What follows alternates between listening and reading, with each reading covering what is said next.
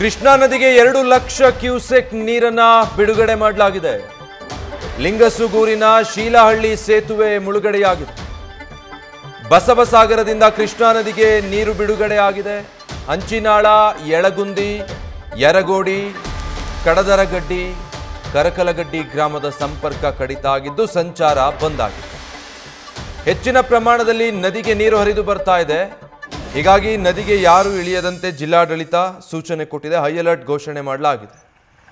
2 lakh cusec ನೀರು release ಆಗಿರೋದು. ಬಹಳ ದೊಡ್ಡ ಪ್ರಮಾಣದ ನೀರನ್ನು ಕೃಷ್ಣಾ ನದಿಗೆ ಹರಿಬಿಡಲಾಗಿದೆ. ಪರಿಣಾಮ ಅಲ್ಲಿ ಇಂಥ ಪರಿಸ್ಥಿತಿ ನಿರ್ಮಾಣ ಆಗಿರೋದು. ಲಿಂಗಸುಗೂರಿನ ಶೀಲಹಳ್ಳಿ ಸೇತುವೆ ಮುಳುಗಡೆಯಾಗಿರೋದನ್ನು ಗಮನಿಸ್ತಾ ಇದ್ದೀರಾ. ಬಸವಸಾಗರದಿಂದ ಕೃಷ್ಣಾ ನದಿಗೆ ಅಪಾರ ಪ್ರಮಾಣದಲ್ಲಿ ನೀರು ಬಿಡುಗಡೆಯಾಗಿರೋ ಪರಿಣಾಮ ಆ ಪಾತ್ರದ ಹಲವಾರು ಗ್ರಾಮಗಳಿಗೆ ಸಂಕಷ್ಟ ಎದುರಾಗಿದೆ. ಹಂಚಿನಾಳ, ಯಳಗುಂದಿ, ಯರಗೋಡಿ, ಕಡದರಗಡ್ಡಿ, ಕರಕಲಗಡ್ಡಿ ಗ್ರಾಮಗಳು ಸಂಪರ್ಕವನ್ನು ಕಳೆದುಕೊಂಡಿದ್ದಾವೆ. ಸಂಚಾರವೂ ಕೂಡ ಅಲ್ಲಿ ಸಾಧ್ಯ ಆಗ್ತಾ ಇಲ್ಲ. ನೀರು ದೊಡ್ಡ ಪ್ರಮಾಣದಲ್ಲಿ ನದಿಗೆ ಬಂದು ಸೇರ್ತಾ ಇದೆ. ಅಪಾಯದ ಮಟ್ಟದಲ್ಲಿ ಹರಿತಾ ಇರೋದ್ರಿಂದ ಯಾರೂ ಕೂಡ ನದಿಗೆ ಇಳಿಯೋ ಹಾಗಿಲ್ಲ ಅಂತ ಜಿಲ್ಲಾಡಳಿತ ಈಗಾಗಲೇ ಸೂಚನೆ ಕೊಟ್ಟಿರೋದು.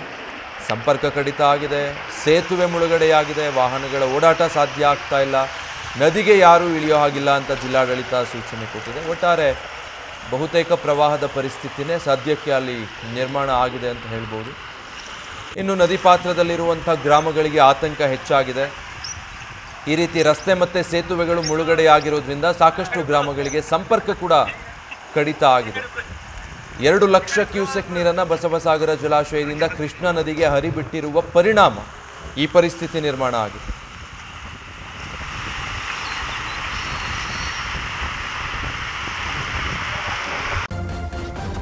ನ್ಯೂಸ್ ಫಸ್ಟ್ ನಿರ್ಭೀತಿಯಿಂದ ನಿಮ್ಮ ಪರವಾಗಿ.